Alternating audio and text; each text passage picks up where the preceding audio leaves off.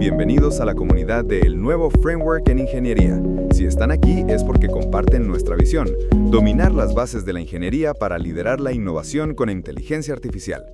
En esta sesión de nuestro curso de electrónica vamos a dar un salto cuántico. Hemos pasado las últimas clases en las trincheras, estudiando el nivel físico, cómo una onda viaja por una pista, cómo definimos un 1 y un 0, cómo combatimos las reflexiones. Hoy ascendemos un nivel en la pirámide de la abstracción. Pasamos de la física a la lingüística. Vamos a hablar de protocolos.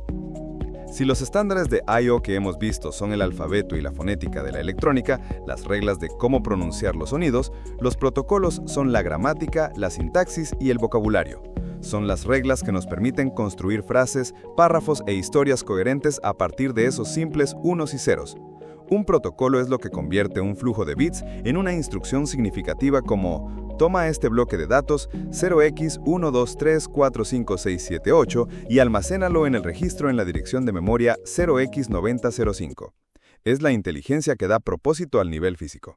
Ahora bien, cuando empezamos a construir sistemas con múltiples dispositivos en un mismo bus, surge una pregunta fundamental, la misma que un profesor se hace en una clase llena de alumnos. ¿Cómo me dirijo a uno solo de ellos?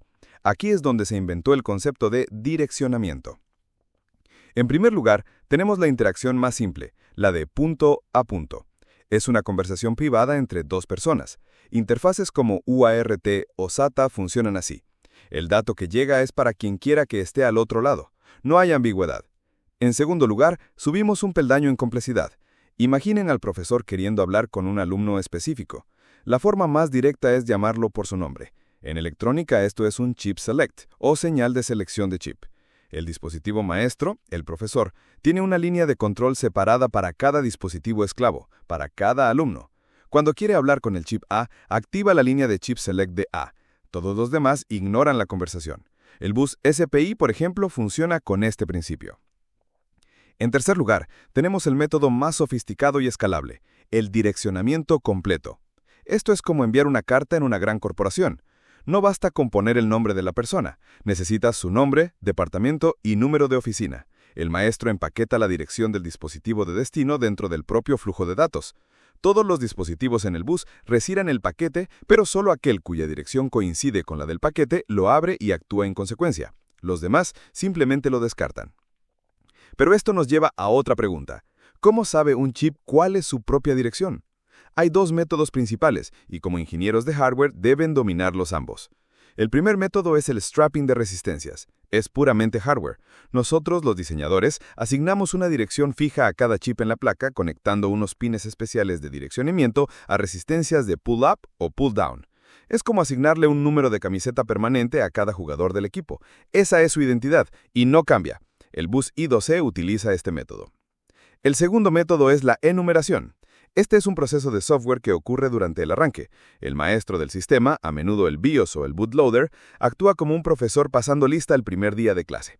Va preguntando a cada dispositivo en el bus quién es y le asigna una dirección temporal para esa sesión de trabajo. El bus PCIe es el ejemplo paradigmático de esto. El dispositivo sabe su dirección porque el software se la acaba de decir. Una vez que sabemos a quién hablamos, ¿cómo hablamos? Las interfaces se dividen en dos grandes familias. Los buses paralelos son como un coro gritando una palabra entera de golpe. Múltiples vistas transmiten todos los bits de un dato en un solo ciclo de reloj. Por otro lado, las interfaces en serio son como una sola persona diciendo una palabra, letra por letra. Un bit se transmite después de otro por una o unas pocas líneas hasta completar el dato.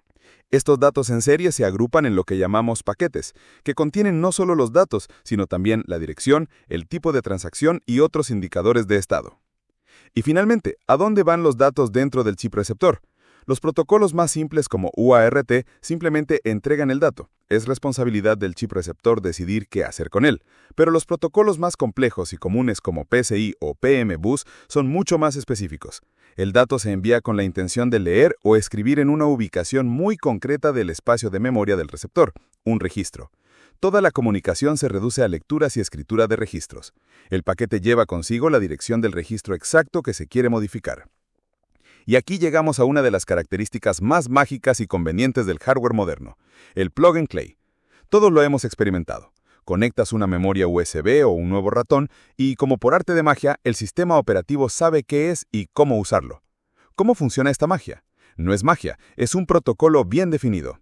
Interfaces como PCI, PCIe o USB exigen que los dispositivos tengan unos registros estandarizados que contienen un Vendor ID, un código que identifica al fabricante, y un Device ID, un código para el modelo del producto. Cuando conectas el dispositivo, el sistema operativo lee estos registros, busca en su base de datos y carga el controlador de software apropiado. Es como si cada dispositivo llevara un pasaporte. En contraste, los protocolos más simples como I2C o SPI requieren que el software esté hardcodeado. El programador del BIOS o del sistema operativo debe saber de antemano qué dispositivo está en qué dirección. No hay descubrimiento automático.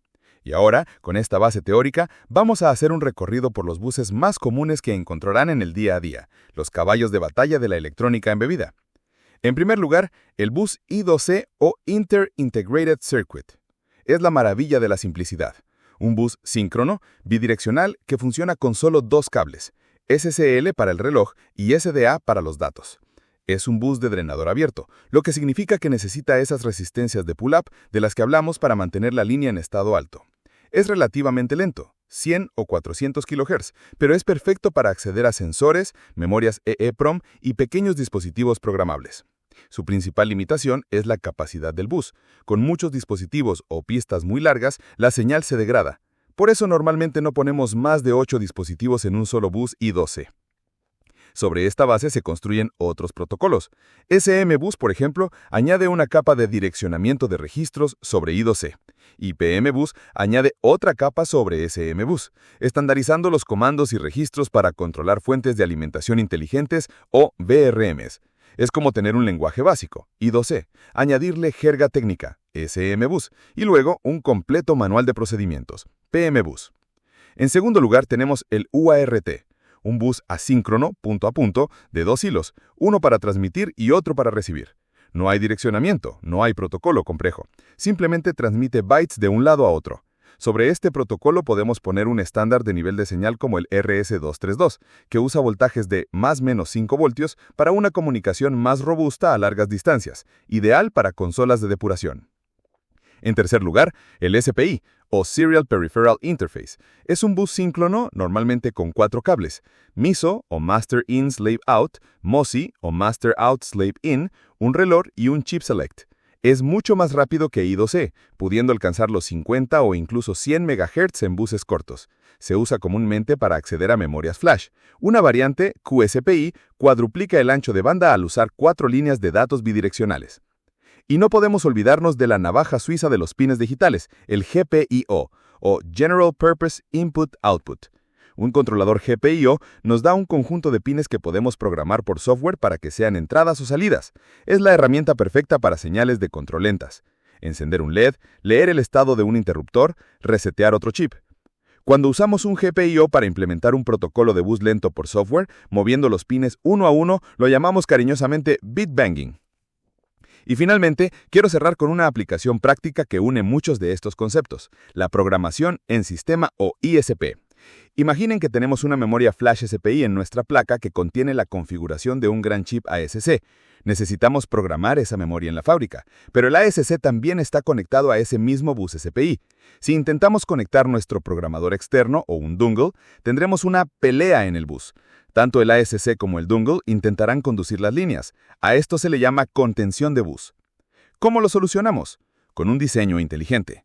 Una opción es usar un multiplexor análogo, un interruptor electrónico. En modo normal, el multiplexor conecta el ASC a la memoria flash. Cuando conectamos el dongle, una señal del conector conmuta el multiplexor, desconectando el ASC y conectando el dongle. La segunda opción, más elegante si el chip lo permite, es usar la señal de reset del ASC. Si la hoja de datos nos garantiza que mientras el ASC está en reset, sus pines SPI entran en un estado de alta impedancia, o tri-state, entonces la solución es simple. Al conectar el dongle, forzamos el reset del ASC, lo silenciamos y podemos programar la memoria sin interferencia. Para concluir este viaje, hemos ascendido desde los bits individuales hasta las conversaciones complejas. Hemos aprendido que los protocolos son la inteligencia que da sentido a las señales. Hemos descifrado el arte del direccionamiento. Hemos explorado los protocolos clásicos que son el pan de cada día del ingeniero de hardware y hemos visto cómo aplicar este conocimiento para resolver problemas del mundo real como la programación en sistema.